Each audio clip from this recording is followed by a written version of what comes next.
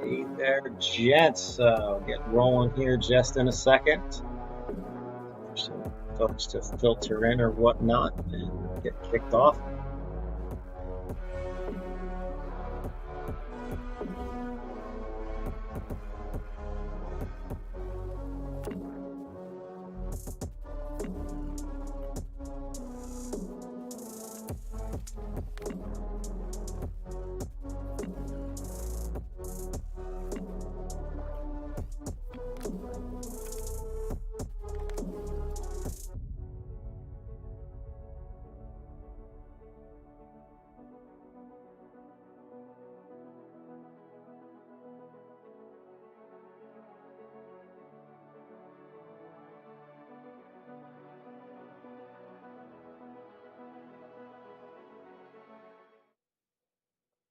Hey there, hey there.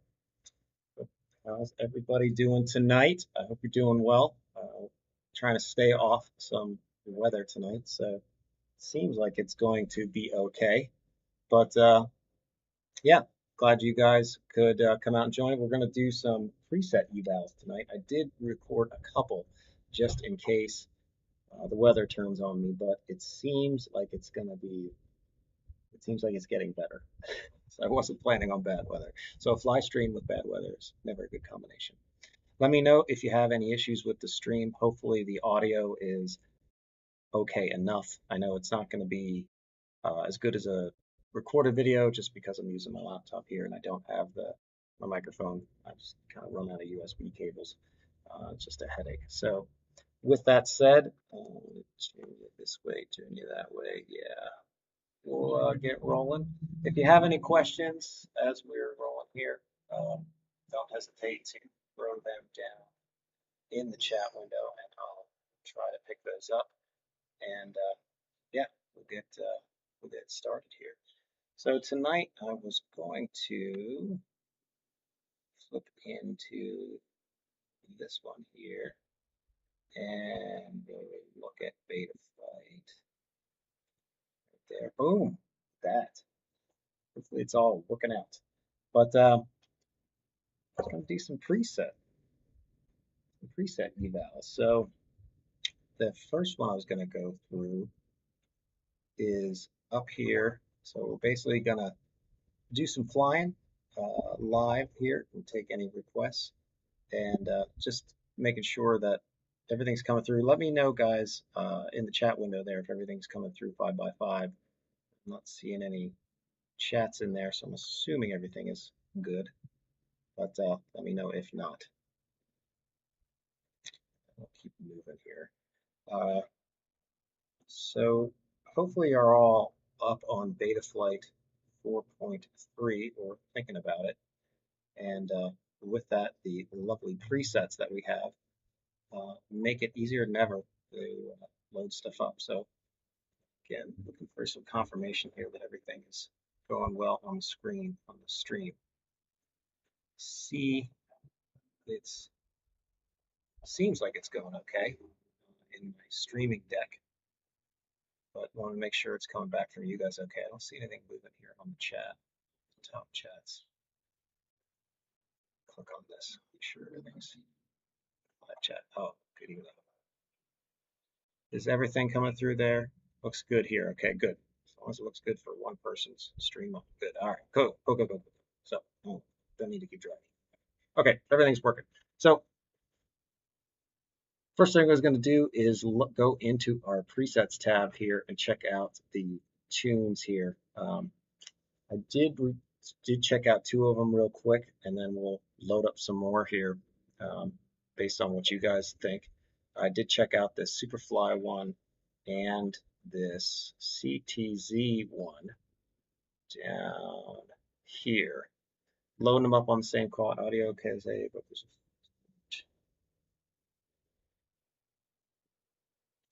which is not native speed. Yeah, audio is okay. Good. Yeah, the audio is probably the quality is not going to be as good, but it should be coming through clear at least. You should be able to hear it, and I have the noise canceling one, so that should be okay-ish. So, anyways, Superfly one, loaded that one up, and then the CTZ one, we loaded that one up next. And that's the only two I've done so far. The rest we'll just do here live. Get some requests back by you guys. So I did do that again, just trying to navigate this weather out here. You can see clouds are breaking up. It will be okay.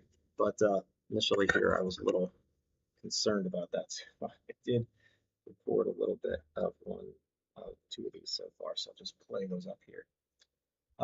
Again, if you have questions or requests, let me know. Load this media file up here. So source.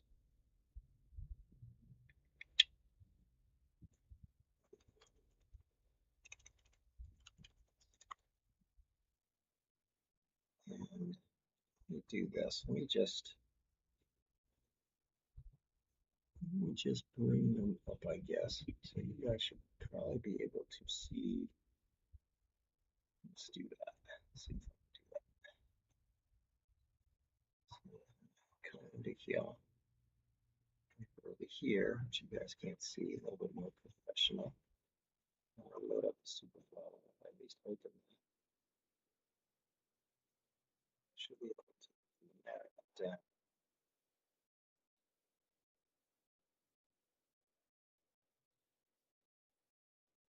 Do that. Then I should be able to add a source here. Add a window. And add a window capture. It's going to be media player.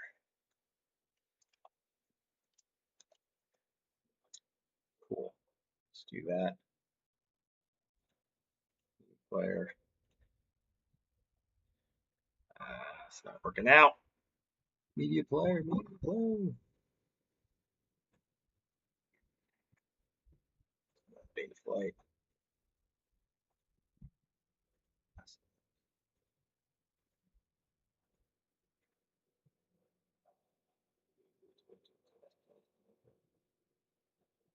That's odd. Comes in like that. All right, well, let me just load up the media file then. Heck with it. Move this. Add. And media source. Back. Right.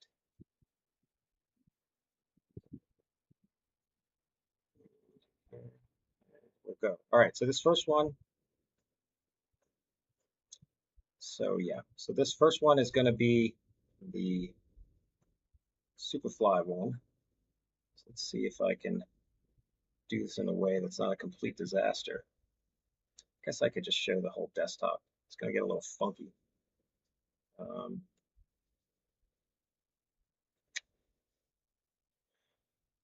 Let's do that. Split chat note up top desktop. Yeah, that's where it's going to get a little funky. So let's bring this one up. You should be able to set this here. Desktop audio. So if I play this, yeah, you should hear it. All right, let's do that. With no HD cam, so we're going to pick that. All right, cool. That will work. Good enough. All right, so let's just pull this back here, and then we'll start from this top, and I'll kind of interject with commentary, hopefully. Okay, so the first one we're going to load up here is going to presets, and I'm going to throw on the Superfly official 5-inch. So let's check out some of the options. Now this is going to be a 6S quad with no HD cam, so we're going to pick that. RPM filter, we'll keep that on. Go ahead and hit pick, agree, save and reboot. Do its thing. All right, after the reboot, we just taking a peek here. Looks like we got some D's in the 30s, 100 feet forward. Anti-gravity 4, yeah, that looks yeah, it's fine. So all these settings look and then pretty filters, looks like some custom, no sliders. reasonable. It's like some custom filter inputs here, 80, 140, 30. This one's kind of high. It's kind of surprised to see that. Just one harmonic, 2 notches, lows at 100. So yeah, let's see how she does. All right, so then I did have one little lip here. Base was able to get it squared away. Should be off.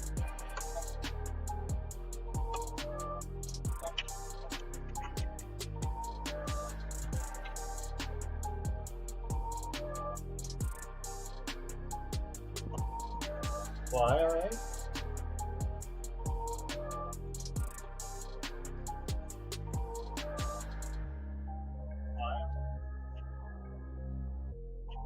Bounce back. Feet. Pretty good, no bounce back. Seems smooth, no oscillations or anything. Pretty good, no bounce back. I really can't see any adverse effects on it. Prop wash looked good too. See that? I mean, it's a little bit of a shake and a shimmy.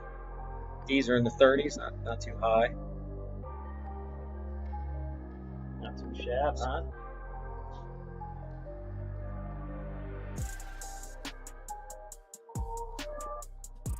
Branch action.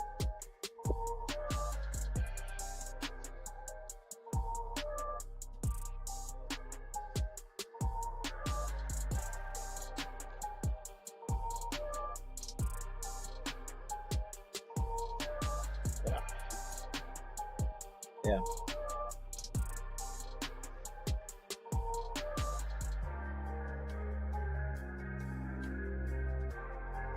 So the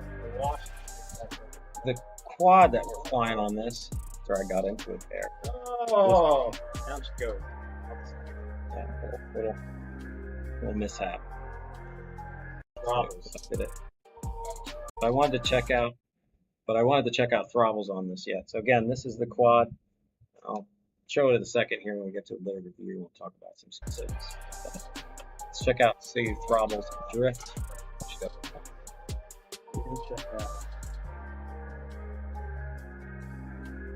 This small trick where after all this. Yeah, and it doesn't. Got nothing. Nothing hard. Nothing. Put that right there. I'm like pumping the throttle. Pump, pump, pump, pump. You can't even. Good. It's hard for you to tell because you can't even see it. It's like rocked on.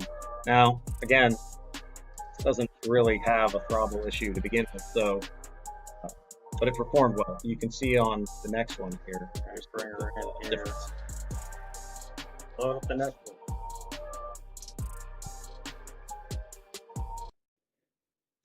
All right, cool. So hopefully that worked out. Let's see if there's anything in the chat. Yeah, cool. Yeah. Oh, there we go. Good. Got some chats. Okay. Good here. Audio's good. All good. Put my Superfly tune on my XL5 and it rips. Yeah. I just love your presets. Yeah, I'm going to load up my presets. Just uploaded it to my Apex 3. Yeah, I would say in general, the Superfly tune I think runs pretty well. Let's look again on that video. I wanted to see what it did for like the D terms because that's so much. Okay, so the first it's kind of a good level of where we just taking a peek. Yeah. All right. So yeah, you can see Steve here he's the one who developed this tune, is using no dynamic damping. So your 30 and 35 are locked. So it's like these in the 30s kind of thing. Again, no dynamic damping, so there's no ramping of the D term or anything of that nature. So pretty straightforward tune eyes in the 70s, 60s, 70s. Yeah, I would say it's pretty good all around.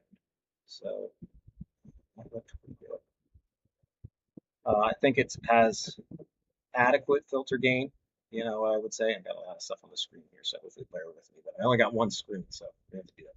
Go over to that, I guess.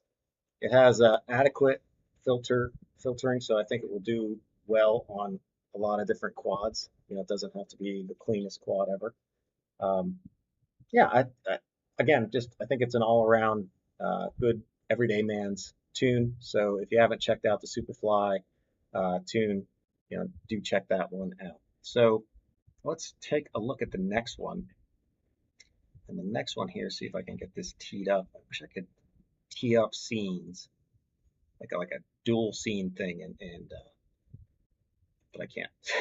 So let's go to here and let me pull up this next one. So this next one is the CTZ Chris Thompson tune. All right. So the CTZ Suits tune, and I'm going to bring this up here just in a second. He is one of the I would say one of the lead devs, and I've worked with Chris. He's and Steve is in the Betaflight group as well. Does more testing and tuning and things like that, where CTZ is doing a lot of coding. So there's different people, different folks, different strokes kind of a thing. But Chris Thompson's been around forever with Betaflight. probably over a decade at this point, I would say. Early days working with 4SV and stuff like that. So he focuses a lot more on racing. That's his jam. So let's check this out. All right, so the next one, let's check it out. Go back into my tunes and what do we want to see here? So that was an official one. 6-inch, 7-inch, so we're in 5-inch. This is a 3-inch. I got mine. What else we got here? We got a 5-inch race tune CTZ. Let's check it out. So we're going to go into here. RPMA, go normal build. I think that's me. Yeah, so We're it's going to just go different choose filter your options there. RC link. I don't be messing with my RC link. So that's one thing I don't love in this. I mean, it's fine, but if I'm in a tuning preset, I don't want it to goof around with my RC link. I have those settings squared. I went into RC link presets and I picked, my DJI, just have it in normal mode. So I'm done with that. I don't want to be messing with that. I don't want to be, because I don't know what these are going to do, because we're not. Well, actually, and for DJI, I'm not picking my DJI. I have actually Express LRS on this. So yeah, wasn't picking that, but just, it's kind of goofy to me that those are in there. But yeah, you can pick your RC link. So if you're using something like Crossfire, that'd be like 150 hertz or less. If you're using Express LRS or Tracer, that would be 250 hertz, and then 500 hertz would be like Ghost, Express LRS. I guess it would just be Ghost and Express LRS. I think those would be the other two. So yeah, that's what those would be for. Now, I'm not sure if there's other subtleties, because there is a difference between like Ghost and Express LRS at 500 hertz. So I don't know if it picks up on those subtleties or it just kind of gives you an average between the two or not. Don't choose 150 hertz or less. So I think DJI normal that go. I just don't want it to screw. Check all these settings. Check all of these recommended. Default RC smoothing. Throttle limit, no. Voltage sag, no. I don't want that. Dead band, no dead band. I don't want you to be messing with that. Flat throttle curve, I already have that. Arm at any angle, I already have that. Tri-C. All right, so in these settings here,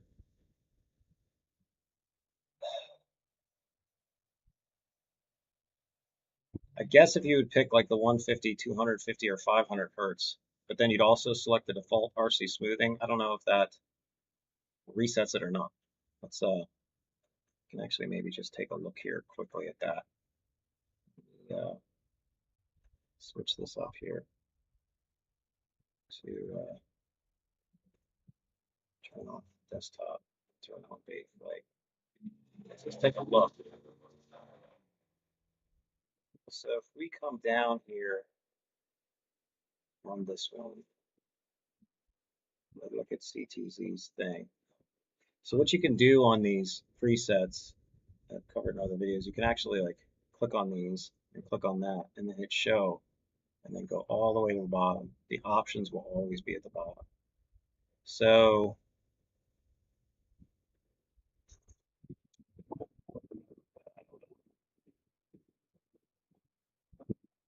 it's hard to filter through this kind of stuff. So you can make in the presets, you can make these call outs. So this is the RC smoothing. So that is auto factor 666. Yeah. So this is giving you default RC smoothing, just like it says. So let's go back into here, turn that off. So you can see that. See how you can check that on and off? You can see what it's adding there. So that's pretty cool, right? And you can kind of see what it is if you know these little settings. But then the higher ones, yeah, so this is the settings for that. So this stuff, is this. So it looks like it's setting up like the feed forward stuff. And then it is applying like a custom smoothing. All right, so here's the difference here. In this one, this is setting up feed forward stuff and then applying some sort of smoothing settings here. You can see the RC smoothing settings applied. So if you would check this and check this, you would get the feed forward settings, but it would set you back to the defaults. See how this one here is, oh, this is feed forward settings.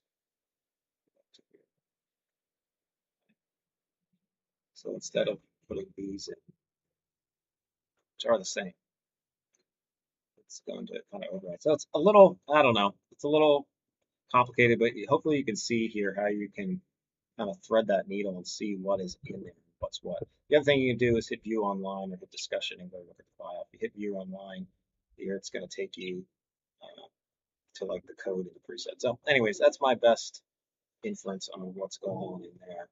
But let's get back to this and here.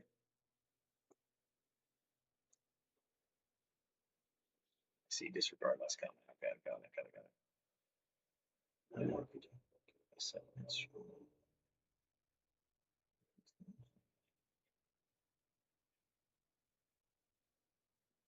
Cool. So somebody's got their 7-inch squared away. That's good. All right, so let's get back into here, load up the rest of this, and keep moving along. Turn that off, turn this on. We should be good. Easy rates and everything. All right, so out of all the options there, I think that's all I want. So bottom line is the only thing I checked in here was this RPM filter enable normal build. That was it. All right, so out of all the options there, I think that's all I want. Pick that and hit save as. And let's let her reboot. Already all rebooted up. Let's check out some of the stuff. Oh, 25, 28. It's pretty low Ds. Oh, go look at the max though, goes up. I didn't pay. So looking just between the differences, you can see the D is a little bit lower here, and then it boosts up a little bit higher than the Superfly one. Eyes are just a tad higher. I can't remember what P was. Attention to the D max part on the other one. You can see it back in the video. Anti-gravity is default. Ooh, I turn relax, moving that up from 15 to 25, so making that plus more. So the higher you have that I term relax value means the less it's going to kick off. So if like you're doing sweeping Jacob's ladder moves on a racing, anything of that nature, sometimes I guess if you're really on them and making some hard stick moves, your I turn could cut out if you have a lower I turn relax. So Chris Thompson, CTZ News, likes to move those up, that cut up from 15 to 25. More of a racing thing. I know Chris Thompson, CTZ, for racing. That's what I just said. Does that. Otherwise, the only thing that we're bumping here on the advanced sliders is the dynamic dampening, just bumping that up a little bit, and then minor adjustments here. Damping, not dampening. Idiot. Here on the PIDs from default, just moving tracking down a little bit, moving damping down a little bit. There you go. There you go. Stick response just up a tad, so very, very close to default on here. Let's see what filter setup he's got. So he's got 500 low pass 2, 75. So that's both sliders are on, and these are the settings. But then he just has low pass 1 turned off, so you just get low pass 2. 3 now, all the way down to 80 hertz. So then there's some significance to that. Low pass 2 is the only filter that works in the gyro loop. The rest of these, all the filters now in Betaflight 4.3 work in the PID loop. So if there's any aliasing things, like if you're running an 8K PID loop, but a 4 or a 8K, well, they're always running an 8K gyro loop, but a 4K PID loop, theoretically, you could get aliasing, and that filter would help take care of that. But I've never, honestly, I think I've seen it once that somebody had some aliasing stuff. That's about it. So there is some difference, and that's why instead of turning off low pass 2, he turned off low pass 1 to reduce some of the the default filtering. So this is all these presets seem to reduce the default filtering a little bit.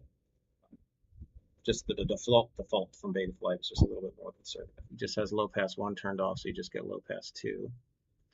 3 now, all the way down to 80 hertz, 2, 600, yeah.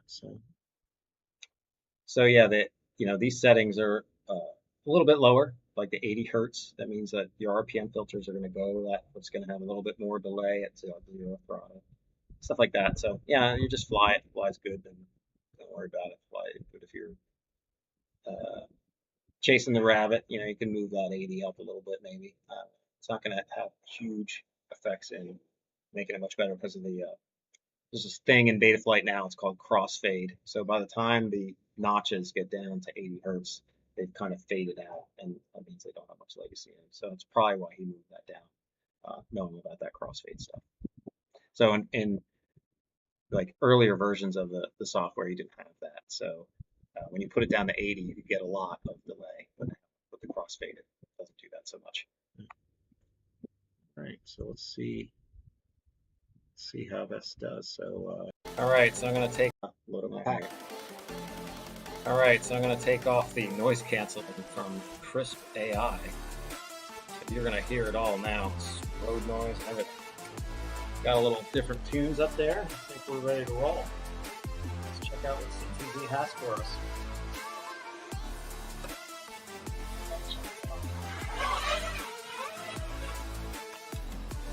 The wash test.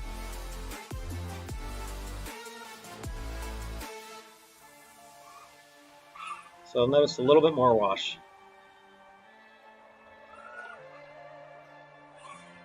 It's either jerked there.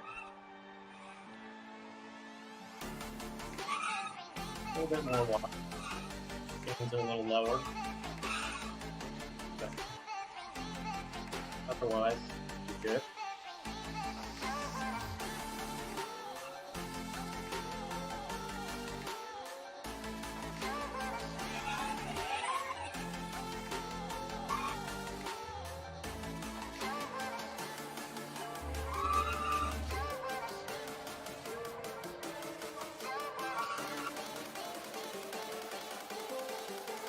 All right, let's do a little bounce back test. See if we get any bounce back. No bounce back. I wouldn't expect any with these tunes. Just because this quad is pretty powerful. Power to moment of inertia ratio. Yeah, so when you get a quad that is pretty powerful, right? This is more lightweight. It's pretty compact. I don't have like some big, huge GoPro in front of this thing because I use the HD from DJI. It's fine. I'm not. It's good enough, and it just flies so well without a GoPro. You are like the whole bounce back thing's probably not going to be a thing. So a lot of these tunes are going to work for you great. It really just gets into like prop wash and like drift and throttles and stuff. But when you have a good quad, it flies good on a lot of different settings. It's the 7-inchers and stuff that will wash on this one. Tricky. It's throttles. Yeah, kind of throttles. It's drift.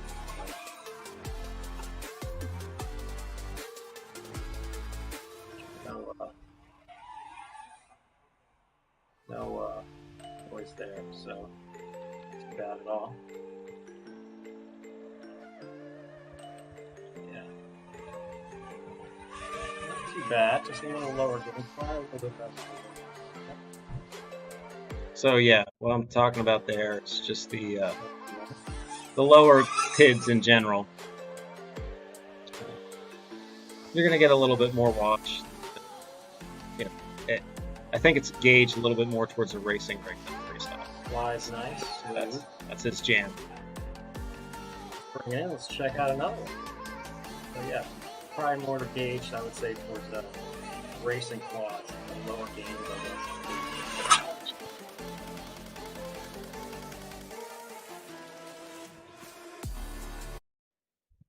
All right, cool. So those are the two I hit, and it looks like it's not raining yet, so that is a good sign. So let's see what we got next. Go here, turn off that display, and I should have before. I guess yeah, I'm also be using it. Yeah, so Brian, the toolbox man, we're gonna talk about I guess uh, I would say the crossfade. I believe the default is it 50 hertz, Brian, or 100? I have to look. We can look. We have beta. So if you go into the CLI,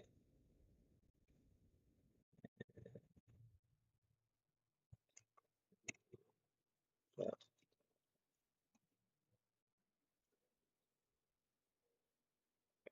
I'm doing oh, because I don't have. Gotta plug a quad in. You plug a quad in. I was kind of using the virtual thing, so let's do that. Get. Yeah, default is 50. Get crossfade. I don't even know if it's a whole word. I don't know what the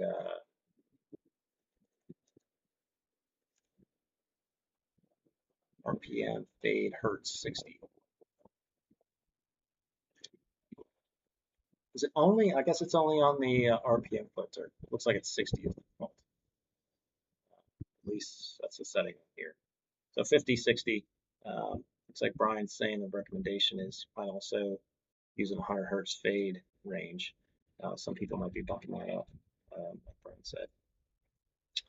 Another question in here I saw is, hey, a new preset is in the thumbnail. There you go, buddy. Got all kinds of notoriety there. Got a thumbnail capture. So good work on the preset. So let's back up here and see what we'll do next. So what do you guys want me to run here next? Throw your comments in the chat. Last one I just ran on here when I recorded was CTZs. We got the street legal lead finger Tidbox tune. Is that 4 or 5 inch? No, that's street legal. That's looks like it's for a 7 inch though. Leave those off. So let's see what the settings are here. So if that's for a 7 inch, I only have a 5 inch. I bring like lots of quads out. I guess you're using the thing, so I guess I could just pick it. So let's check out the left finger's tune. See what she has, and go from there. But yeah, any requests? I mean, I guess no requests. I was gonna load up mine. Do not flash that. Oh my God, we'll go to the moon. Yeah, let's see what you got. So I loaded it up, but I'm like, oh yeah, we'll definitely go. Yeah, you are one with the 7 inch. So when you see pits like that, it's definitely a 7 incher at a higher, probably a little bit weaker motors. Uh, it was interesting. I just did a tune, little sidebar here. I just did a tune for a 10 inch, and I did a Patreon video for it, and it had 3115 motors, so 3115 high. They're huge on the side of this 10 inch, and it threw me off because usually like a 10 inch, everybody under motors big quads, 6, 7 inch, 8. It just seems like the general trend. It's not always the case. This was not the case. Usually you're talking like 60s, 70s for the PID gains, but this one I couldn't get anything above like 40-ish. So it definitely matters what motors you're using to what those gains need to be. It really matters what motors you have, and it really has to do with that moment of inertia, right? You take the quad, and you can find out like this thing, I can twist it in my hand so easily. And if you can take your quad and just take it in your hand and twist it real quick, and that will need lower gains in general than if you grab another quad that you have and twist it in your hand and you can feel like, hey, one is harder to twist than the other one. Usually the one that's a little bit harder to twist, more moment of inertia, is going to need some higher gains. Now, obviously, that's assuming you have the same motors out here on the arms. But if you have like bigger motors, it varies, of course. So anyways, we're not going to apply that one because we have a 5 inch, not a 7 inch. Uh, yeah, mood is always exciting. Well, it's not exciting for me. I'm having a little bit of a canopy here. When I first armed this on some of these, I made sure. That's why I kind of look through what I'm gonna do. So, anyways, this is a 3S, so I don't think that would be appropriate. I got mine. I can go back up to that one. Let's see what else we got for the pickings in here. We did CTZs. We just did that. Hopefully that came through 5x5. Basher 5 and 3. Yeah, let's try this one. All right, so we got the Basher Freestyle. Ooh, sorry, guys. Sorry, guys. There we go. Sorry about that. Sorry about that. So we're down here. I started noticing this Basher Freestyle. Moment of inertia, exactly. Yeah, we always say power to weight, and that's cool to say that, but in your mind, know that it's power to moment of inertia. We're spinning things. We're not just accelerating things. We're spinning. We're trying to accelerate and arrest a spin. So that's a moment of inertia, not all of weight. You could have a huge amount of weight, but if it's all right at the center of gravity, you would need low pid gains because it's all about that moment of inertia. That's why bigger quads, when that moment of inertia gets farther out, the long arms, takes a little bit higher PIDs if motors are not increased proportionally. And what happens, and then why motors don't get increased proportionally, still a little bit more sidebar, is because if you look in the moment of inertia equation, it has an R squared factor. So meaning the farther the weight gets away from the center of gravity, it's squared. So it's not like, oh, I doubled the weight. You have to, it's the square of that for the motor size. So it's hard to keep up when you have a squared number in an equation for moment of inertia to keep up with that motor size. How much you have to increase those motors to keep up. So that's, I think, what happens. But anyways, all that gobbledygook aside, we have this Basher Freestyle 6S. Let's check this one out and see some of the settings in here. So we have set dynamic idle to 30. Is it on? I'm gonna go with it. Disable throttle boost. All right, fine. We'll leave that. Enable full battery seg. Now, I already have the D shot, so I'm good there. Filtering for a noisy build, average build, clean build, very clean build. I'll go clean. I'm not gonna, I think I'll go clean. This one's okay. There's a weird thing with this quad. I think the gyro is a little funky, but I wouldn't say it's very clean. It's a clean black box, but we'll see what we get here. Flippy flop rates. No, I like my rates. I'm going to stick with rates. So we'll pick those options. I'm going to hit Ookily Dokily here.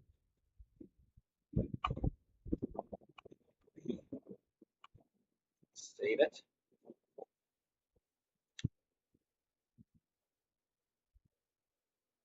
We have a relatively low moment of inertia on an underpowered rig. Use a bit of throttle to get it off the ground. Be that high, yeah. That's true. That's a good way to look at it. Right, like Brian. So Brian White was basically saying you could have a heavy quad. It takes a lot of throttle to get off it. But if that weight is centered, still don't need high P gains, or you don't need high pit gains, right? You don't need to move those sliders to the right because as long as that weight is centered, you're good. Or it still can be a heavy quad. I think that's what Brian's saying. Hopefully, I got that right, Brian.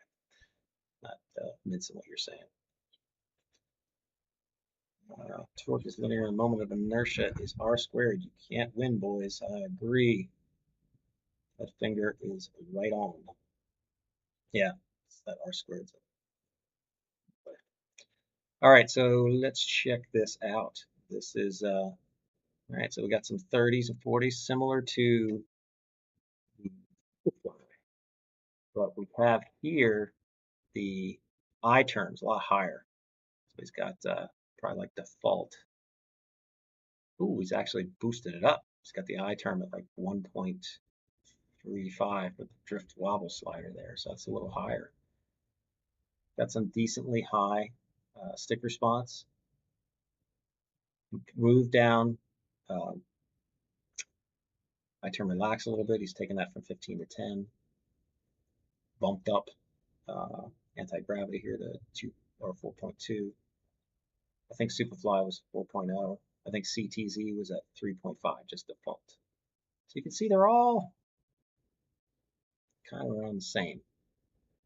Well, there's differences. This has way high eye gains, way higher eye gains. Explains the technical stuff for folks who are a bit thick. Yeah.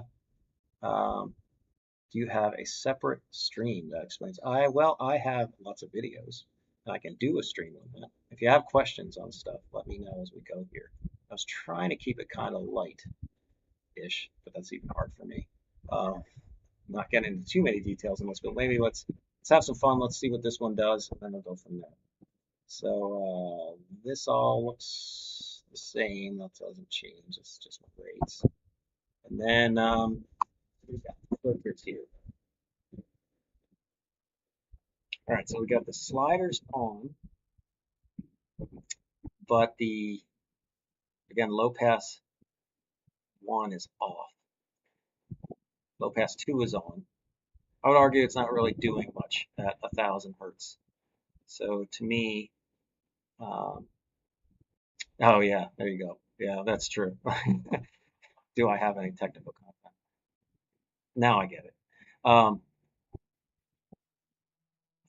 If you're seeing some of these tunes, guys, and you're looking to chase the rabbit a little bit, when you're having these low passes up this high at 1,000 hertz, you might just turn them off, in my opinion.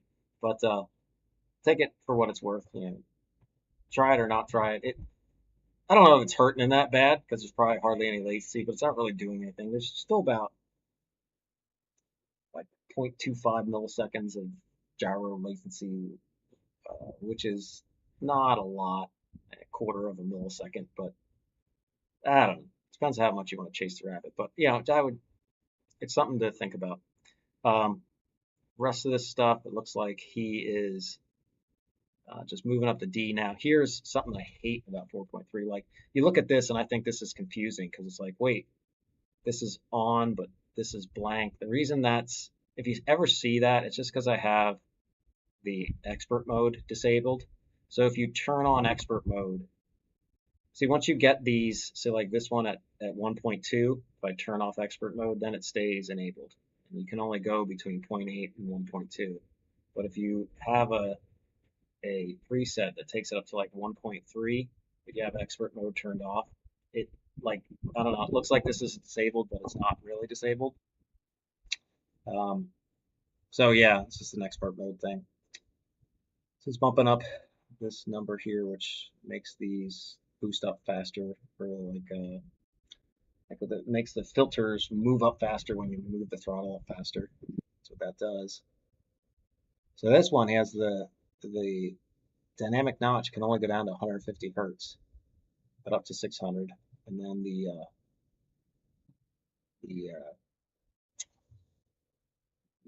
RPM filters ones can go down to 100. So low pass. So that's about it. I mean, yeah. So I anticipate this will be all good. Let me let's see what she does. See if there's any differences here that I notice. That's good. I'm gonna give this a roll with Sean Betaflight off here. Let's see. Pick another tune, you guys. Um, I let's pick this tune. All right. Let me unplug this. Move it over here. Half charging. I'm good. All right. Cool. This is squared away. Turn it on. We're using wide. You guys can see at the top, wide.ftb.com. Looks great.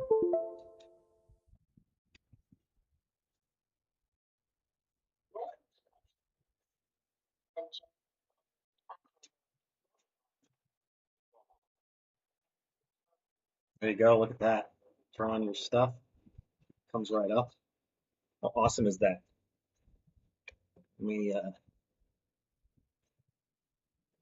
Works great. So kudos to the guys at the FPV Out project, or the FPV Out project. It really works well. All right, so you guys can see me. Got the thing. Get my goggles on here.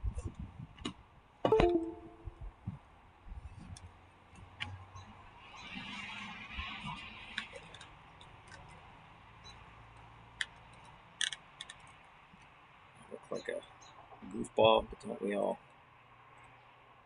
All right, got the noise canceling off, so you're getting it all. Strap up. Let's roll.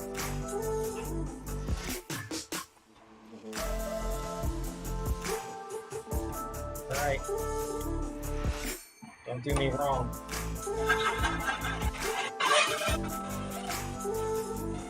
Alright, so fly away. No bounce back. Good.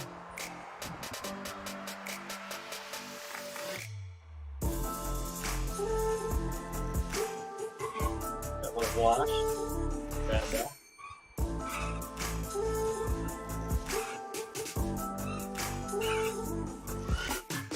Fit in it.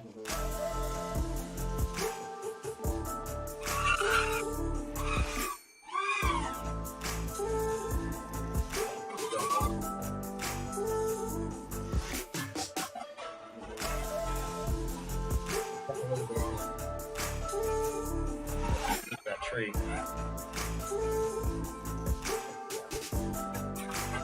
Ah! Okay, can I run out of here? No, I can't. Dang. I gotta go get it. Be right back. It's right there. No big deal.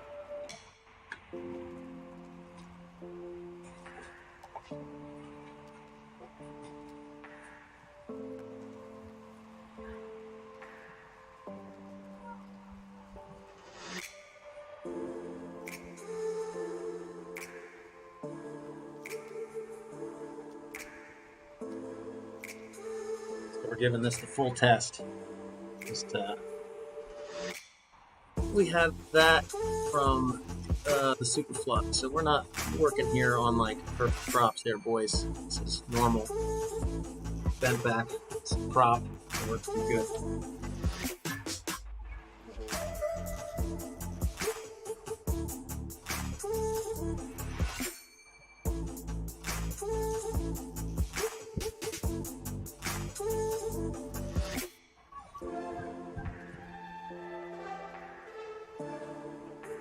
Motor is toasty warm now.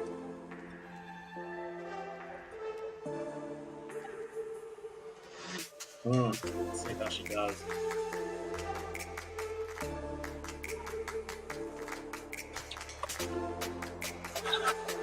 Ooh.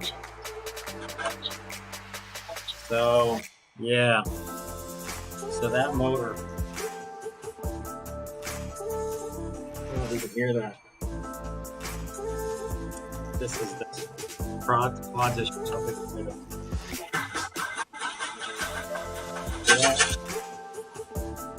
That is what I'm getting on that. So, like I said, this quad's not perfect. And when she's sitting on the ground, that's the kind of the feedback I'm getting on that. So, at least for this tune, I would need to add in a little bit more filter. Pick over here. So yeah, so let's go over here. Let's go to here. Let's hit back to here. So let me plug that back in. So this back left motor is like friggin' smoking hot. I can smell it, which is not ideal.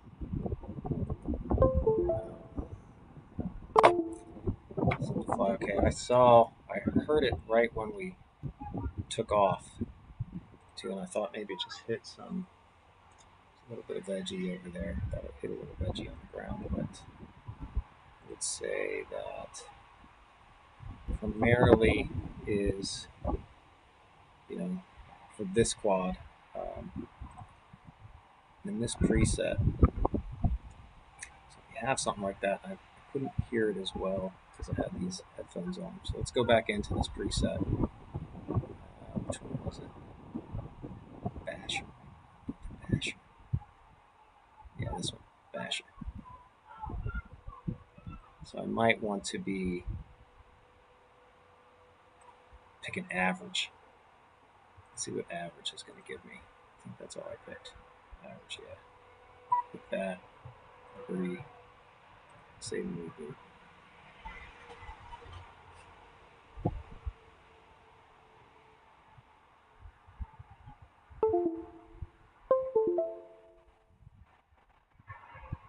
All right, cool. Sounds good. Let's go back and check out what we have here for filter adjustment. So you can see bringing down some of this filter stuff. Let's see if this goes down. So I think really on this one, what I need is this to be down here at 100. So if you're having any weird vibration-y kind of things on the preset, look at this. Always look at this dynamic notch thing. And if low pass filters have an impact, of course. But when you're turning off low pass 1, this thing's all the way up at 600. It doesn't really do so much. This one was the same. I would recommend, if you do have any issues, like your quad's starting to degrade or you're hitting some stuff or just want some added safety factor, to reduce this dynamic notch max down to 150 or 100. Let's see what that does. Let me just do that, hit save. And I think everything else should be the same, obviously, right? Yeah, it should all be good. Let's see if that helps. See if it, let's put it to the test. That actually makes a difference. So I'm just going to do a little arm test here. You guys can be right there. I am just going to arm it real quick. I'm going to set it on the ground. You guys should be able to hear because I have the noise canceling off, so you should be hearing road noise and all kinds of stuff. But nevertheless, it should be better. If I don't feel like eating quad tonight, I'm going to put it over here.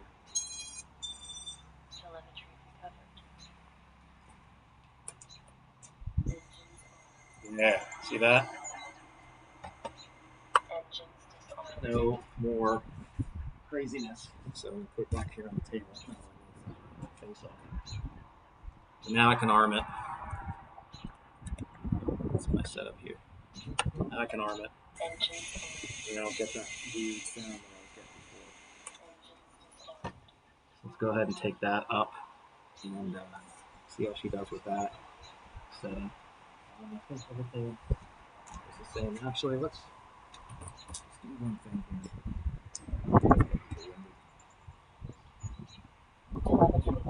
Let's go back to the clean setting. Let's go back into here. Let's do that preset as a clean.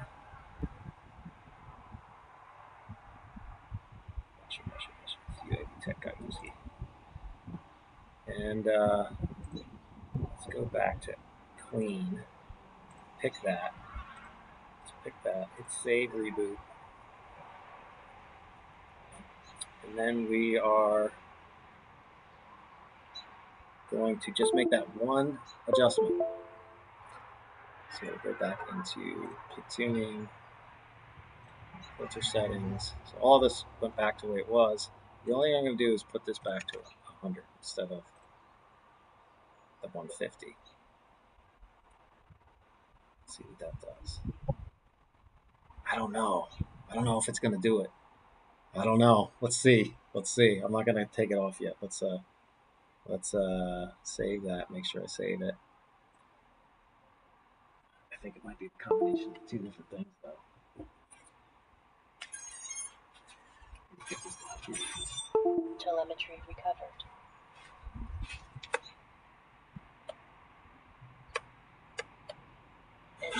Yeah, start doing it again. So it's not just that alone. It was the combination or just even bringing it down. So Telemetry just lost. doing that low pat or just bringing that dynamic notch down is not good enough. So yeah, you know, when you're doing these things, try different options. But that low pass coming down and his filter adjustments there was key. So let's go back. Did I miss it? Did I pass it? I must have passed it. Basher. No. I keep passing it. If I keep passing it, it's got to be very annoying. There it is. I did. Sorry about that. Bring it up. Let's go average again. Just pick it. Agree. Save and reboot. Let's see what we got. Now, I'm not going to do that dynamic launch prep. Let's see what happens there.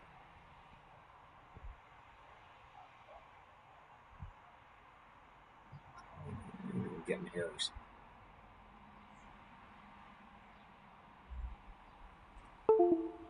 What was that? Let's go back and preset and do that one more time. There we go. Easier way to find it. Just basher. Average. Pick. Agreed. Save and reboot.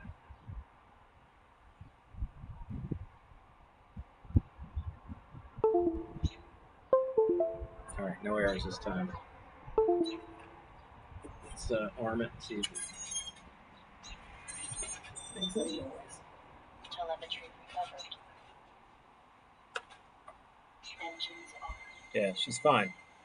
See that? Nice and smooth. Alright. Just go with what the preset Nesta says.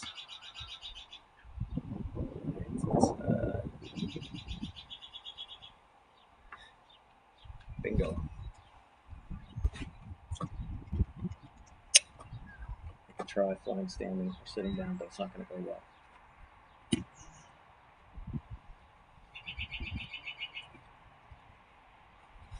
Might go well for you guys, but it won't go well for me. All right, cool. So, where are we? Right here.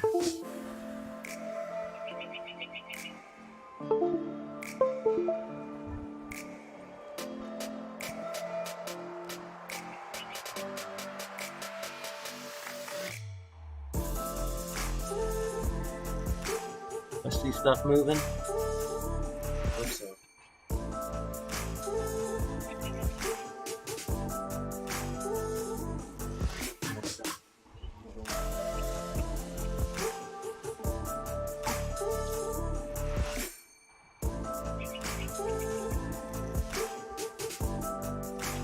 Oh, come on.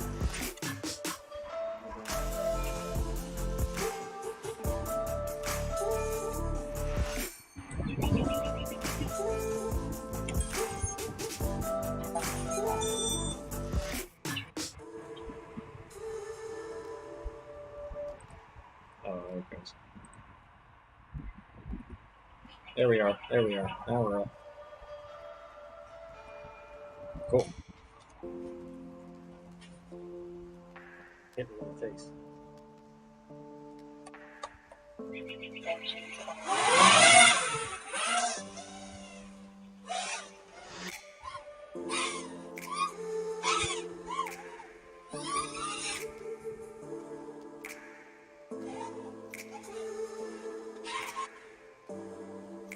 Yeah, let's see the prop wash performance with this more average set.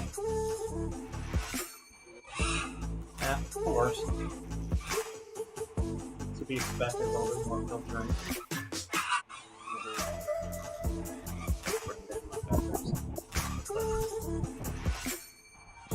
Yeah, a little bit worse wash, which is hey, but that's not the preset's fault. I mean, at the end of the day, if you have a quad, apply his clean setting. So yeah, all right, battery's almost toasted. So let's. Oh, cool.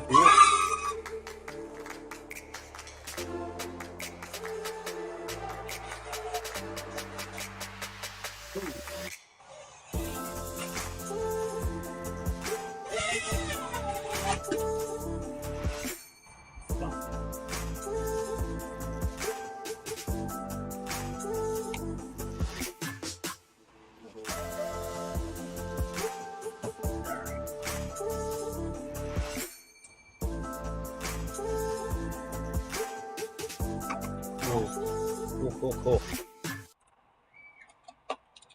All right, moving right along here. So let's check out the next one. What you guys want to look at next? Got to get a pack on this. Let me switch a do. And we're back, hopefully. Let's go back to here. Let's go back to here. Are we back? You guys with me? 5x5? Yeah. Right?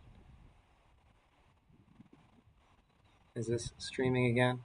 Streaming. Not streaming. There we go. All right, now we're back. Sorry about that. A little OBS crash. We'll let that get us down. All right, so anyways, yeah, OBS pooped out on me. We got OBS back. So we're all good. So let's go back into here. Let's check out Betaflight, Chrome Betaflight. There we go, Betaflight. We're plugged in. What do we got else here for presets to check out? Tuning. All right, so we did Basher. Didn't do mine yet. Did C2Zs, did Basher. Got the Freedom spec.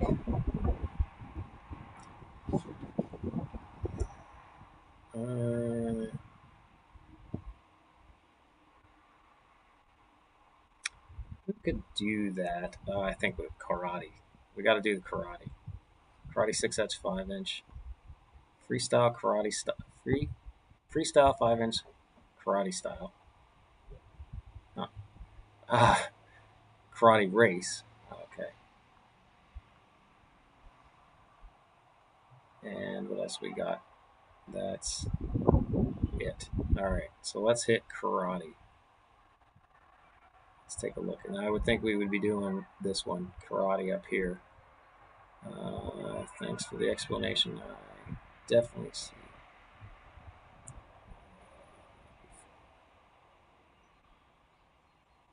Okay, so let's hit this up.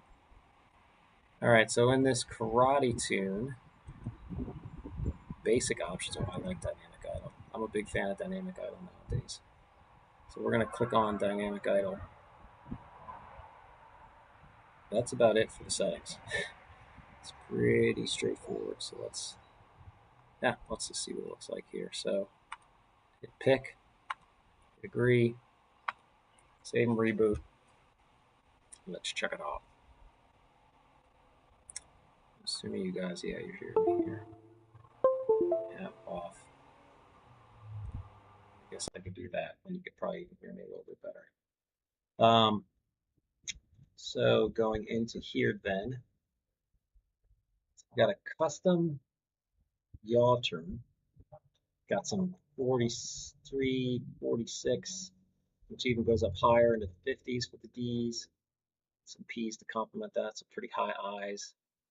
Default, I term, relaxed, default, anti-gravity. You can see kind of the slider stuff here, a little bit more damping, just a skosh, as they would say. All right, this is basically the same, 0.05 increase on the slider in that one. So that's that. And then some custom yaw stuff. So let's give the filters tab here. Again, oh, now this one we just slid up gyro all the way to 2.0, left the determinant 1. It's a pretty basic setup there. Min frequency 120. This one's off. So that seems like a new thing. Everybody's leaving this up at 600, which makes some sense. 2 factors brought down. Yeah, kind of. Yeah. So this all looks good. This looks good. So let's see how she arms with this quad. So need to do that. And let me grit. I'm gonna put this pack on and grab the other pack here real quick.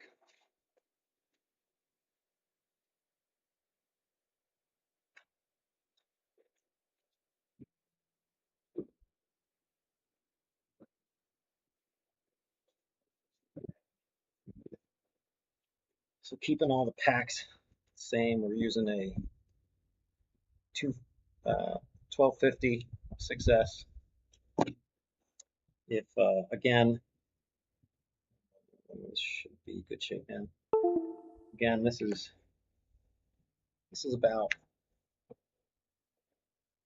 like 560 grams all up with this pack. It's not above 600 grams. Again, no GoPro. So it's a pretty light, I would say, from stuff. Yeah, a lot of from stuff.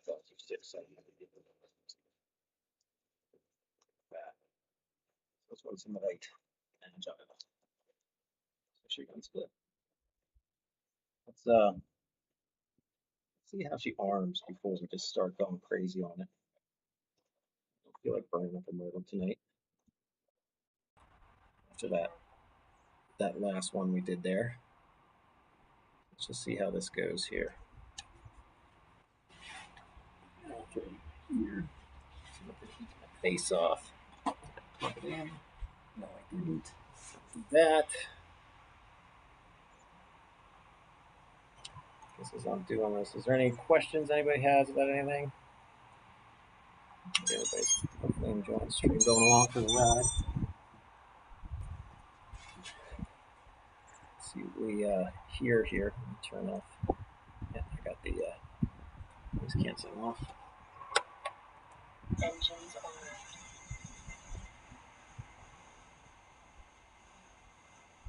So it's not as bad as before.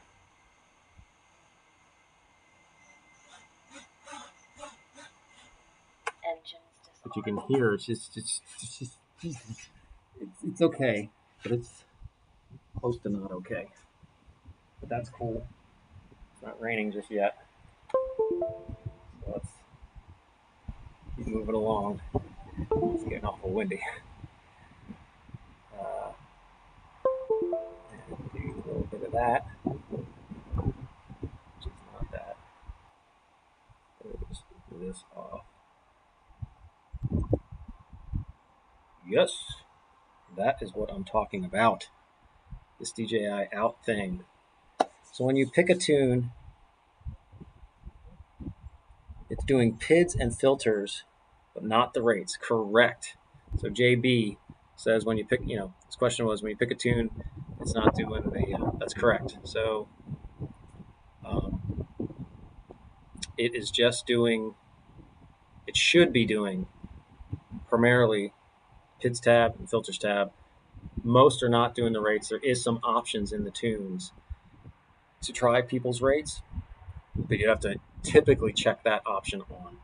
Otherwise, it's not going to mess with your rates. All right, I got to get taken off here because I have this up at 700 watts with no low power mode on because the streaming thing.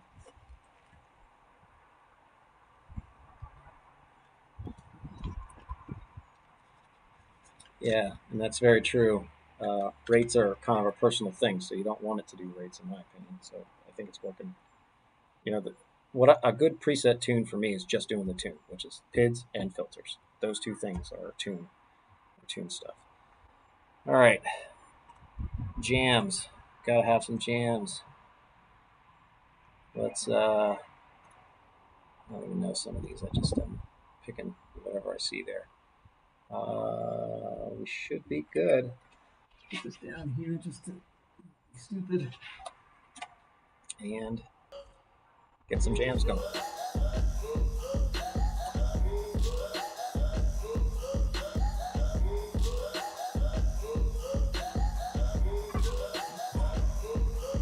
See how she does. This is latte.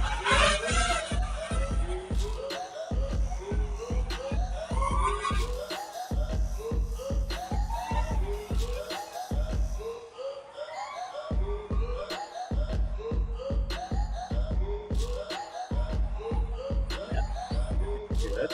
Like it. Let's check out the prop wash. Always the key thing, right?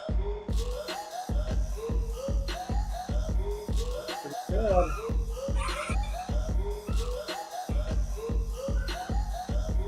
Sitting into it. Pretty tight. Tighter than some of the others. Yeah. Sitting into it. Sitting into it.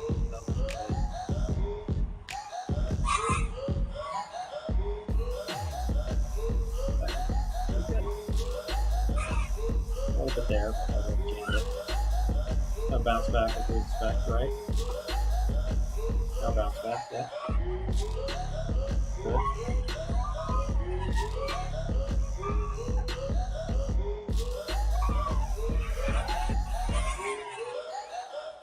Do a little wrist.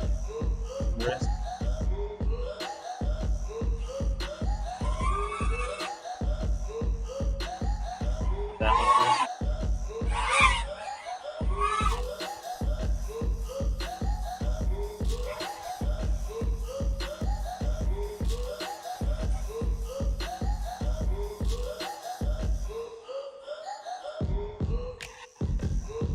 Bom, bom. I didn't make that. Wasn't enough. Ooh. Oh, that's a shame. That's a shame. Now I have to walk. I will be right back. Listen to music.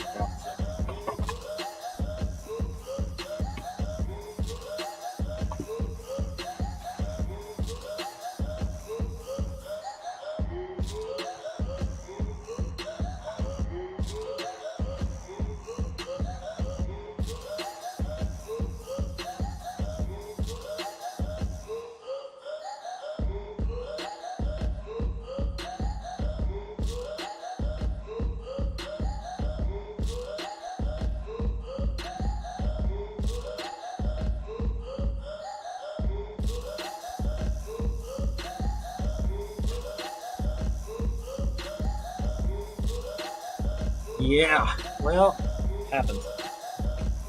Cool. So, pretty good.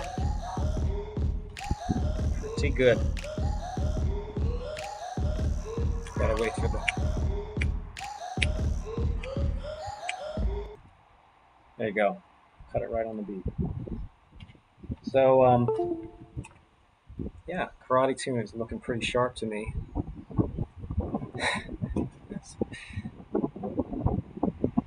And it's starting to drizzle. So that's not good. All right, so let's get back into here. Let's take this pack off. And I want to load up maybe a chance. So JBS, if you have a chance, can you quickly explain the 3 boxes for rates? How each affects the control, or do I just look at the graph? Yeah, so yeah, I can go through that real quick. So here, I'm waiting for the pack to charge. I do have other packs, but I'd like to keep it on these. I have 2 smaller packs, these 1250 packs here, and I can keep it on these. Everything's kind of apples to apples. These other ones are, well, these aren't too bad. These are 1300 packs, but they're, it's kind of funny because they're quite a bit heavier. Huh. Yeah, they're heavier. You can see the difference between them. can see the one is the other. So we're flying these. These are the other ones I have with me. So anyways, I'm trying to stick on these. I'm charging them because I don't put the thing. But anyways, let's pull this up. Let's talk about rates. I'd love to help somebody new stuff. So essentially, you got the multiple rate systems up here. I'm going to do this trick too, just to cut down. Get crazy. And you can pick any of these rate curves. Essentially, to some extent, yes, you are looking at the graphs. What I would recommend, Betaflight started on Betaflight rates. KISS and Raceflight all kind of started with the same rate system. These are newer rate systems developed by the Betaflight guys. So I like actual rates a lot, just for the point of I would not use any of these rate systems personally that you don't just type in the max rate.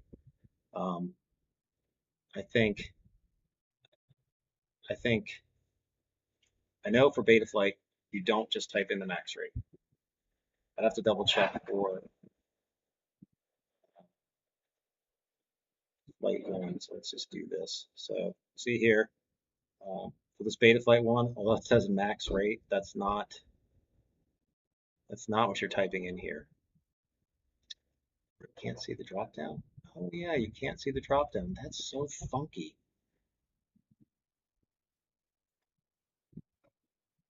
That's because I haven't picked the window. Sorry about that. So yeah, you'll have to, this is what I actually see on the screen. So yeah, you have the different rate types here. It's going to be smaller one. So you have these different rate systems here. I know the Betaflight does not have a max rate. Raceflight doesn't. So this is not really max rate. This got renamed for, it's just not max. This is super rate. That's just not what that is. So that label is kind of misleading. Whereas in, oh there, okay, I just needed to switch it. Okay, so Betaflight, if I pick it, see this says rate expo, you're not actually typing in the max rate based on what these values are, then it calculates your max rate. So I hate that. You'll hate it too, it's a pain.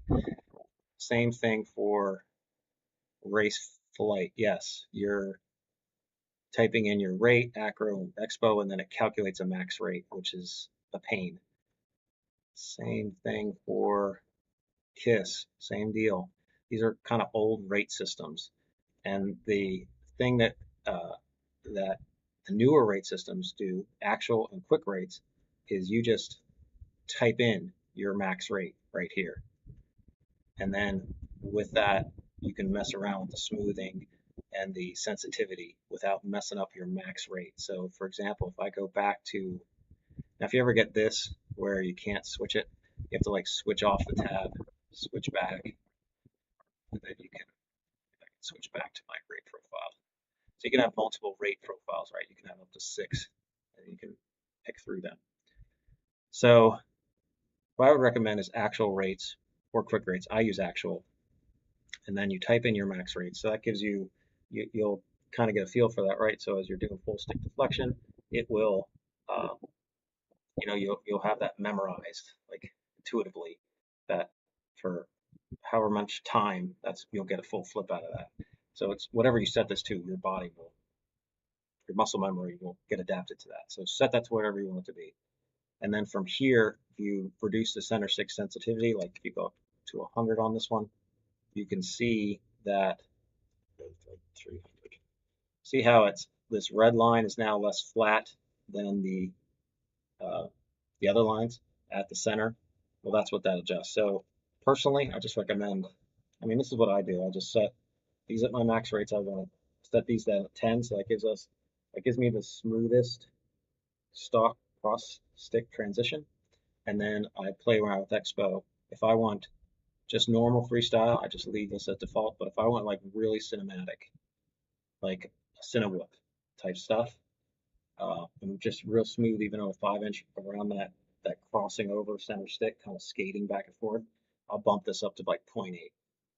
And what's nice is, as you're messing with expo and you're messing with center stick sensitivity, with this rate scheme, it's not screwing around with your max rate. Whereas those other three, the old ones, Betaflight, the Flight 1, the KISS, you start messing around with Expo and center stick stuff, and it screws up your max rate. So you have to like then adjust other stuff to get back to the same max rate because you have built in this muscle memory for whatever, like I have 1,000 degrees per second, but whatever you've had it set to, it's just a real pain. Whereas this, you can keep that max rate, mess around with these other things, whether you did cinema, freestyle, or whatever, like racing, things like that. So hopefully that helps. A little briefing on that. Let's take this back, do a little bit of this action. That should be good.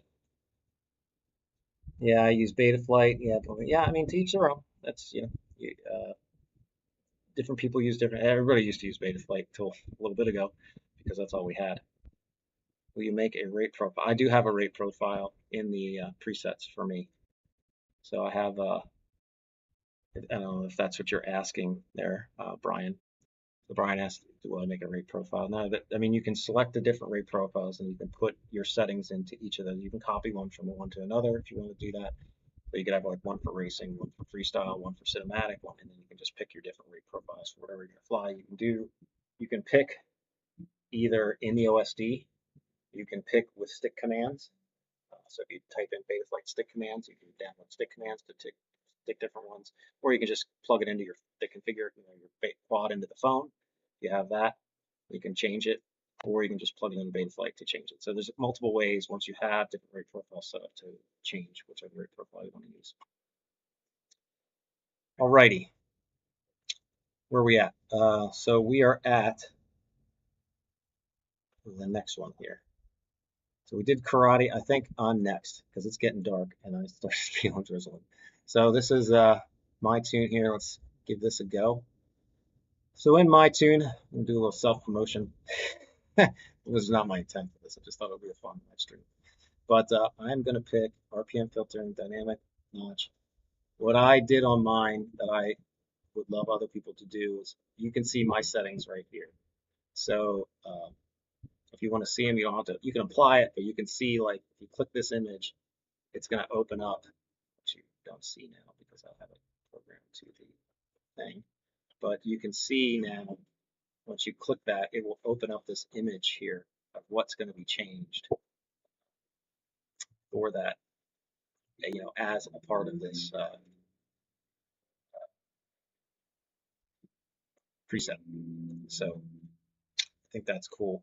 The other thing that's I did in here, you can see there's the options. You can see specifically the options.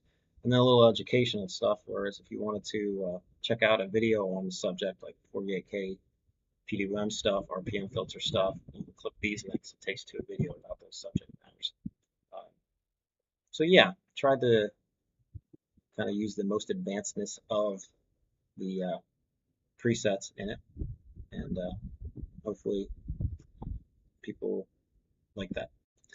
Anyways, I do not use 48K ESC PWM on this one. I use RPM filter, dynamic idle.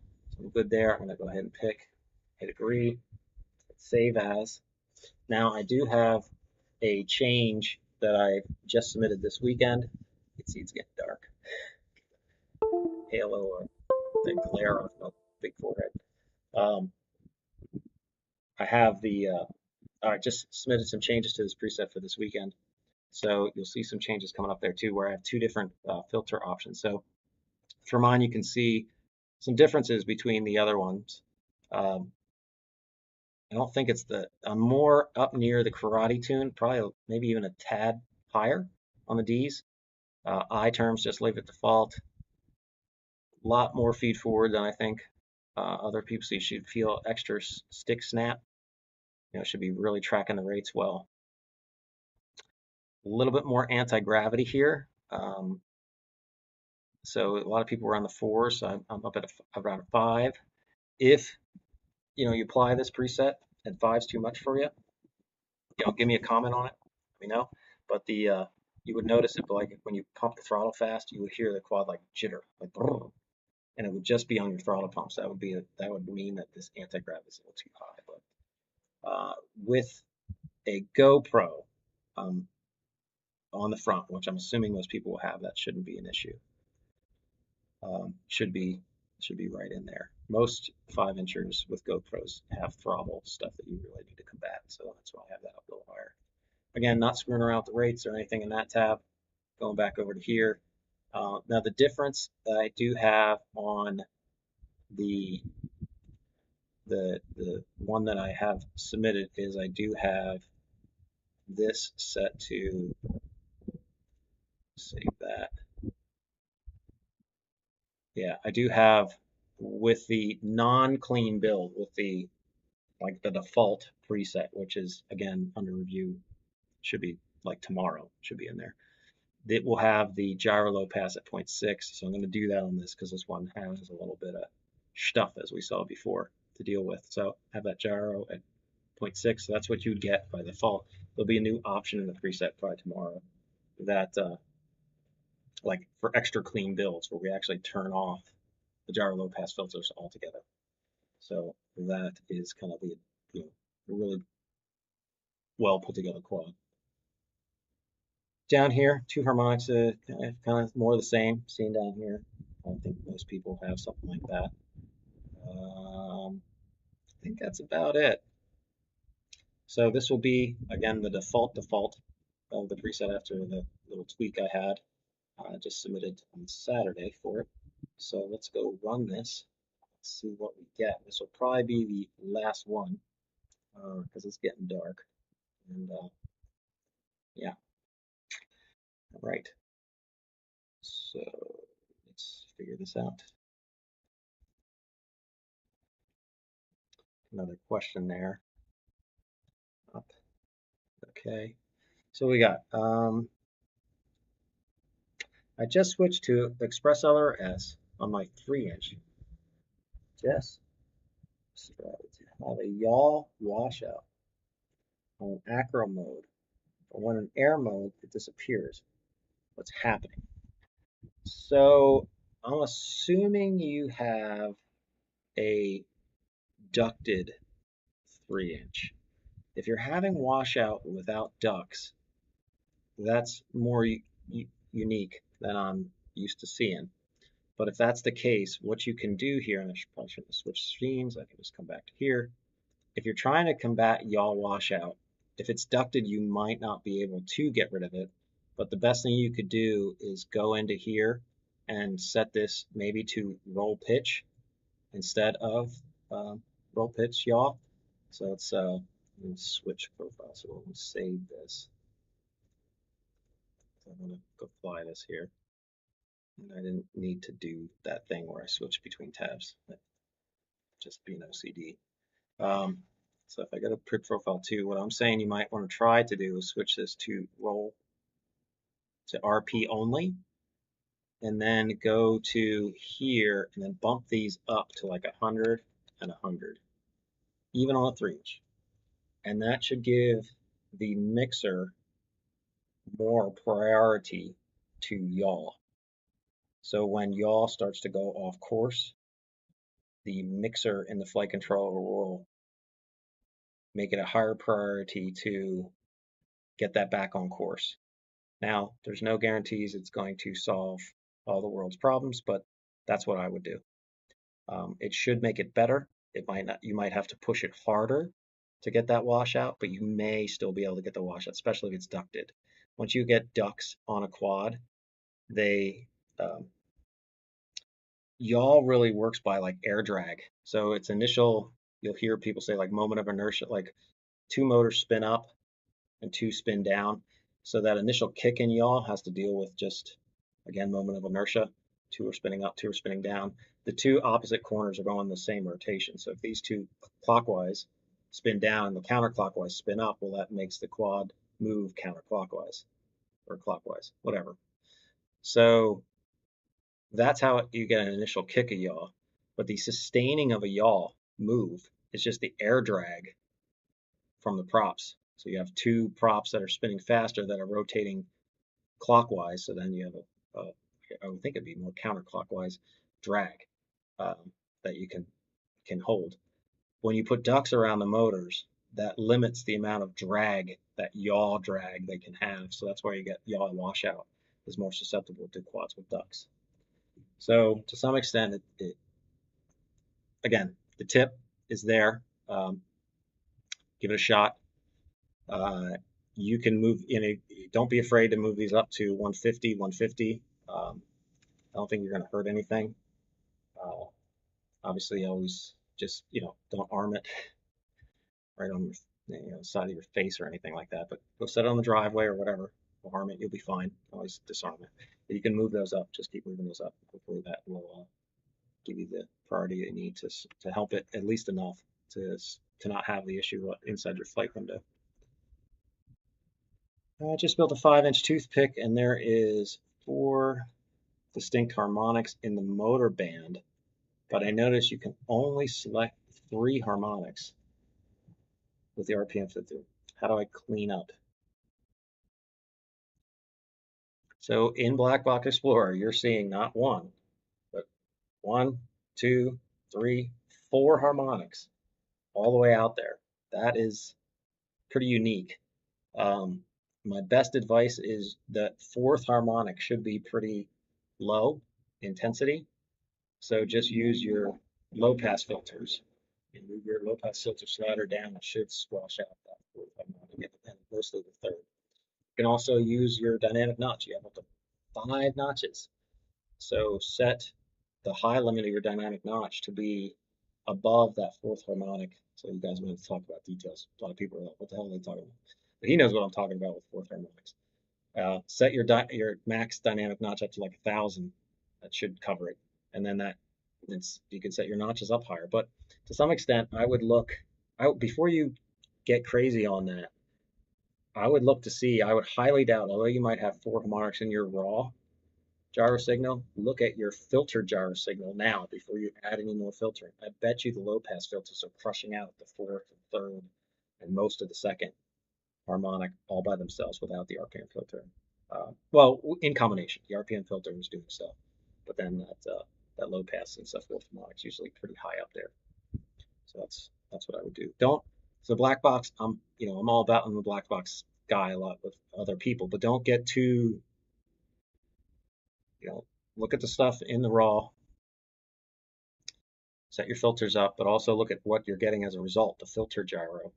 And then, how does it fly? Because if it's flying good, don't worry about what the black box says.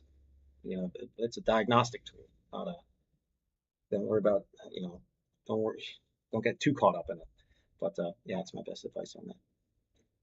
Okay, let's get this rolling here. Are we going to see the D-Shot 1200 and D-Shot 2400 Betaflight anytime soon, trying to get the best out of my... I doubt it. I doubt it.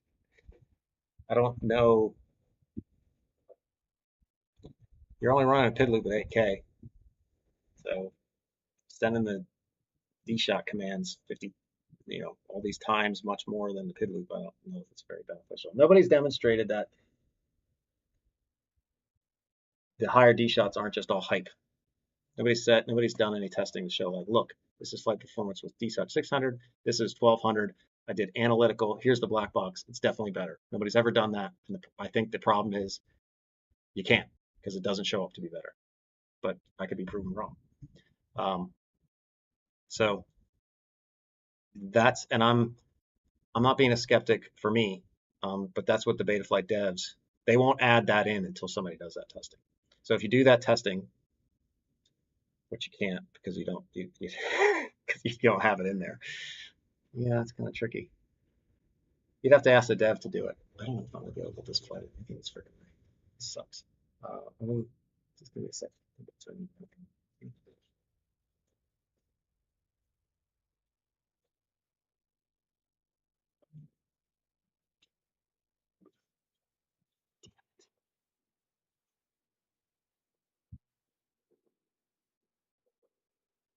It's I'm talking too much. It started to rain. Let's see, headlights. Wet road, and that sucks. But at least we looked at all the other presets. Yeah, you don't need to be good at tuning. Just use presets. It's easy. Don't worry about it. All right, well, any other questions on the Gato here? Since I've talked too long and now it's raining, then it's a good thing I chose to be under here. I was gonna go do this over at the park, like at the baseball field, and I thought, well, it's supposed to thunderstorm. I might want to go under the canopy. So here I go. Yeah, so Hershey FPV. Are you down in Pennsylvania, Hershey? Hershey, PA? I lived in Hershey, PA for a long time. Hershey, PA, or Hershey FPV. Anyways, 10.4 flies great. The noise floor is kind of high, around 800 kilohertz. 800 kilohertz, or 800. Yeah. You're talking about the higher end, like your motor band goes up to like 800. That's if you were the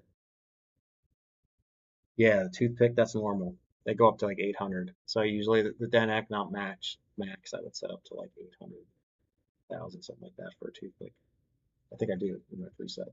I believe. I have to look. But I have a preset for a toothpick. We'll look at that. You know, it sucks that I didn't get to show my tune.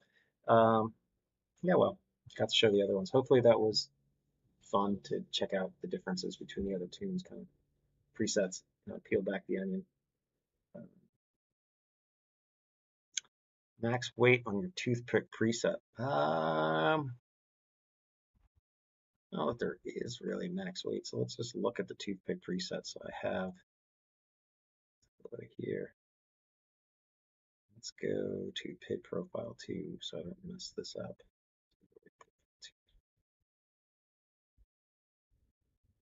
Preset. Tune. Go to, I guess you could pick author, right?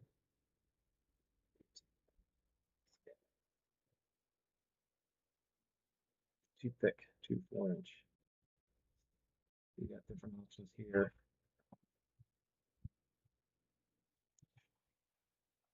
Like that, like that, save.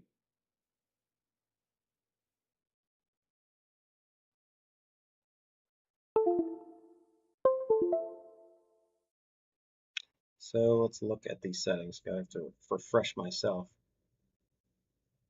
Yeah, I mean they'll work for, if you can see, a toothpick. So a lot like why was the toothpick so popular? Because toothpicks are really small, but they fly. They don't have the weight of a 5-inch, but they fly like a 5-inch. I mean, like a whoop does not fly like a 5-inch, right? A 7-inch does not fly like a 5-inch. But the toothpick, yeah, it's pretty close. Not all of them, but yeah, pretty close. So when you see the settings here and they're pretty much just lined down the center, that's because it's based around a 5-inch. But I would say that this is going to work for a wide range of toothpicks. I mean, unless you have something on the extremities, this should be working good for you. So give it a look. Just load it up, arm it, see how she goes. Got filters on here, not too crazy high. You can see that 850, that max like we talked about, because that motor band goes up a lot higher. Last name Hershey. Yeah. I knew a Hershey. Probably you're from Hershey Mobile. So great.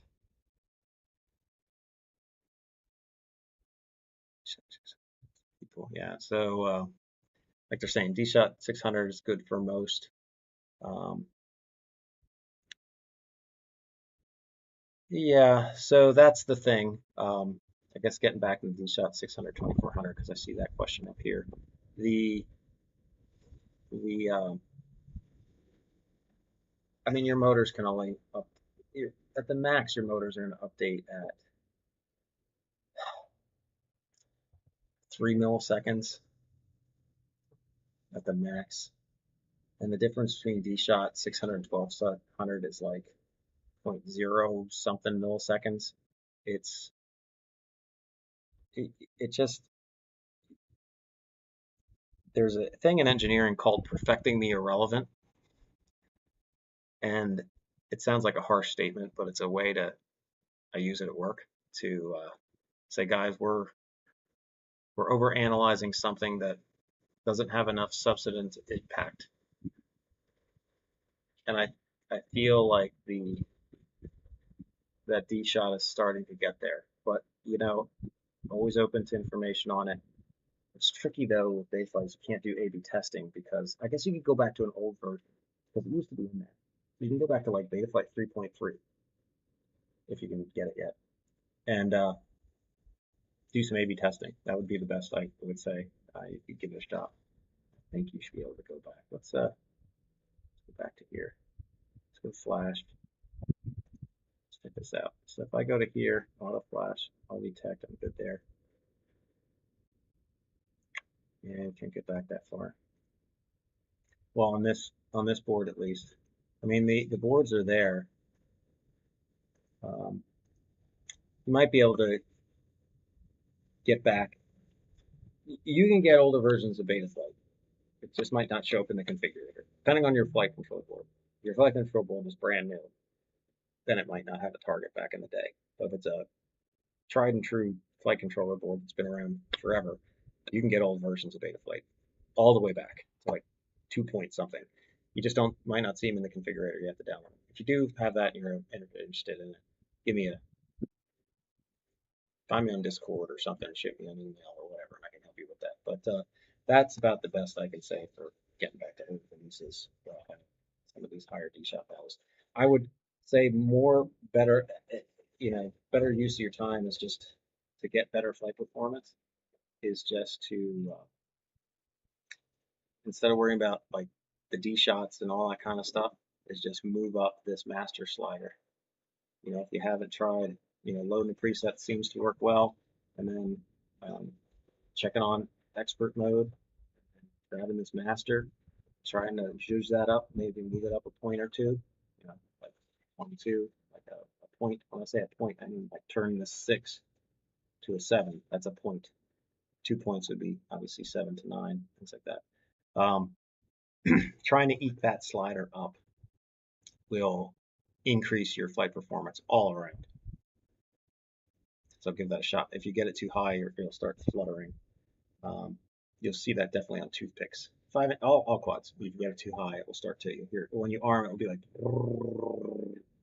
and you'll hear this like fluttering. I got to turn on the thing, so you can hear that. I got to turn off the noise canceling. But the fluttering sound, it's just like your quad is like tense. It's like ready to chew your face off. That's how you know you've gone a little too far on this master. But you want to be pretty close to that, so that when prop wash comes in, it reacts to it as fast as it can, and all the other things. A little bit of wind blows it reacts. So you want to be near that like overly sensitive edge, not over it. And how close you get to that using this master it's up to you. It's your quad.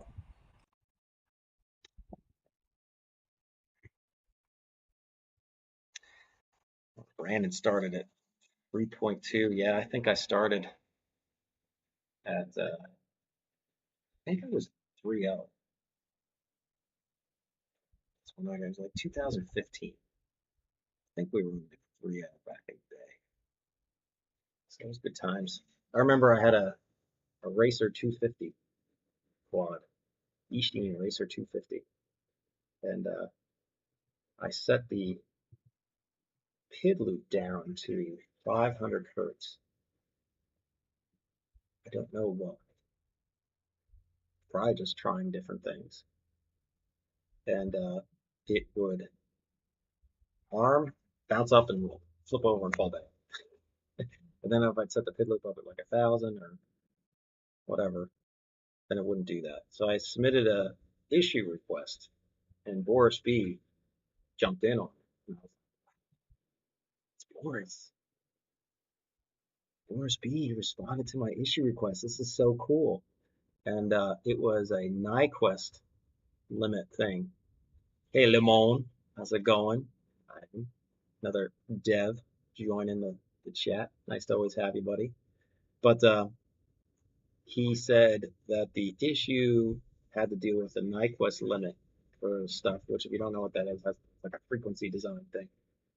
And at the time I was like, what the hell is that? And then I started searching on that, and then the next thing it is, I started figuring out that nobody knew how the filters really worked. Nobody knew how much delay the filters were really adding. Nobody knew, or we didn't have any modeling to add all the complicated filters up for how much delay. So I made a model in Excel, and that's how it all kind of got started. And then Lemon come around, and he does all these awesome presets. And yeah, buddy, we went through a bunch of 5-inch presets tonight. So you have to scroll back, check it out. I didn't get to do mine though. It started to rain because I don't live in Texas like you, and it rains here. But it's been a beautiful weekend otherwise so far. Updated my 2-inch beginner quad to. Oh yeah, the stuff back in the day probably was horrible. Yeah, buddy, we checked out. I think all the 5-inch presets, all the 5-inch ones that are uh, like really for like 5-inch freestyle, because there's like some ones that are like the spec race one and stuff. We didn't do that because I have a 6S battery, not 3S or whatever, whatever crazy handicaps you guys are putting on yourselves nowadays to slow yourselves down. Tesco tried out Emu Flight yesterday. Just to try DShot 24. It's coming from Beta Flight. Applied some PIDs. Got Beta Flight on Boost, etc. Just for all PIDs. I was running AK on both. Yeah. Yeah, Emu Flight's pretty close to Beta Flight, right? So if you type in close to the same settings, you will get pretty much the same thing. There's differences. I'm not sure if Kevin's rebasing. For a while, there was after 4.3, Beta Flight 4.3 came out, there was word that Kevin was gonna rebase Emu on Beta Flight. I'm not sure if he's doing that anymore or not. But yeah, different little settings in there. I don't know. The thing that I appreciate about Beta Flight is the consistency of the product. So the flight controller firmware is consistent with the configurator, is consistent with the Black Box Explorer. Everything works like it's supposed to. You don't get weird things like I'm going to try to boot Black Box, but then it doesn't really work like with KISS. It's annoying. It's like, why doesn't this work? Flight 1, same way. It's like, oh, why doesn't this work? Why doesn't that work? Oh, well, it doesn't really work in Flight 1. What the frick? Why doesn't it work? Like you're beating your head against it. I hate that. Or you can't wire things up this way. It has to be exactly this way. Why? Um, so I just appreciate the consistency. And Emu is just as consistent, except for like the wheels start to fall off the bus if you start looking at like black box logging. Like they don't have like their own black box explorer. So when you open Emu logs and beta flights, the header files aren't matching. It's just not finished. It's not polished. I appreciate the beta flight polish by guys like Lemon and all the hard work that those guys do. Yeah, so if you guys aren't aware of like the filter thing, let me show you that.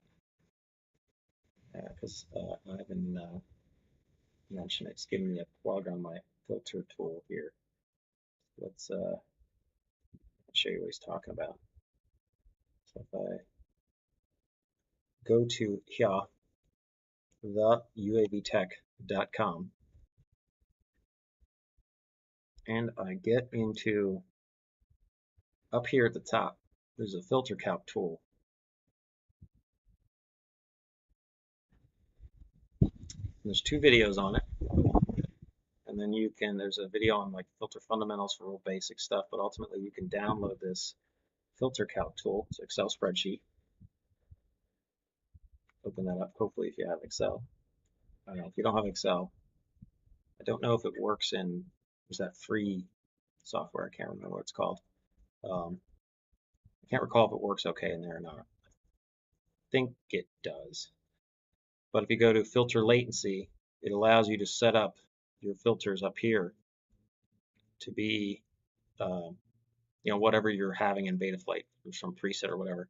And it shows you all the little intricacies of like how much attenuation each. So you can see like the notch filters, right, where those are being placed. It totally crushes out the noise. Like if you have one, like this is 100% of the noise.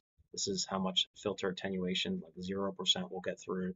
So 0% here. You can see how low pass filters kind of dampen noise out. Like they'll reduce 50% of the noise, like right here, but they never get to 100% attenuation, right? So like a low pass filter here, like these are multiple stacked low pass filters. Like one right here will crush out whatever the incoming vibrations are, like squiggling up and down. It will reduce that by 50%. But you can see if we can get a notch right on whatever frequency that is of those vibrations going up and down, it will totally flatten, smooth it out. So that's why Betaflights focus so much on notch filters, because they're so effective. As long as you can hone them in on the frequency you're trying to crush, they just kill it. And then low passes kind of clean up, I would say like ambient noise, I guess. Just like treble on the car radio, turn down the treble. It's kind of the same thing. So yeah, that's a tool out there. It's do need to do an update to it because that has like Betaflight 4.2 set up in there. But it'll give you a pretty close idea.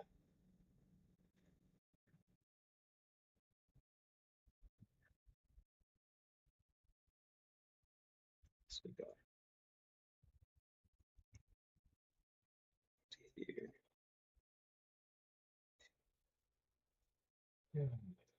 Community flight. Yeah. So the emu flight, the dynamic rates, they add latency. That's how it smooths stuff out. It's a low pass filter. They all kind of simplify to a low pass filter. I would just add more expo. I don't.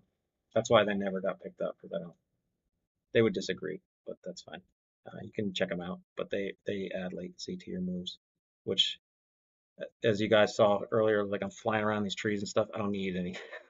Got enough latency built into me. I don't need to add any more to that. Because you're like, you gotta correct and adjust.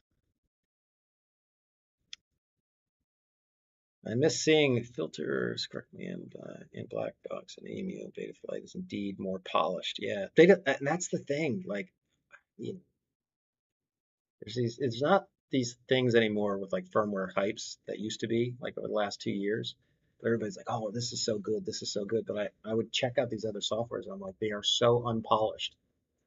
Like, how is it? They just once you see the polish, baby, you gotta like the polish. Just whatever. So, and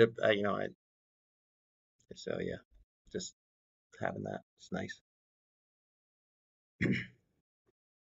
All right, boys. We got 3 minutes left to the end of the stream here. Any other questions? Hopefully that was at least entertaining. Saw me crash a little bit. Do what I call freestyle. Freestyle. Ivan Le Mans should do some of these with his racing. We could heckle him. That would be good. There you go, buddy. Wide FPV. See, he wasn't on here. That wide FPV works like a friggin' charm. Check it out if you guys haven't and you have DJI gear. I'm impressed by how well that works. Just the fact of like, I brought it up and it, like the concept of, bringing out the wide FPV app here. Yeah, I see it here. And like that's the locked image from when we last did it. And I have everything turned on. And I'm super impressed by the fact that I can take my goggles, plug them in, plug this quad in, and hopefully it will do it now that I've talked it up. But you guys saw earlier, it was just picking up that picking that up and updating. Like that image would just update. That wasn't really impressive to me right there. That's impressive. That's impressive. Um, having the gear off, having it up, leaving it up. A lot of times I would experience in the past that you do that and then you have to like reconnect it, like loses connection and everything. So yeah, really impressed by the guys doing this wide FPV out thing, or the FPV out product of doing this wide FPV website. Let's see how dark it is now. Is it raining?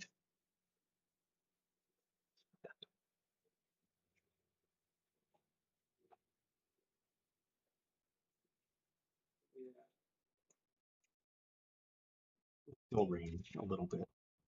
I won't be able to see it too much. So anyways, yeah, kudos to those guys. All right, guys, I think we're at 9 o'clock. Data language stream processing.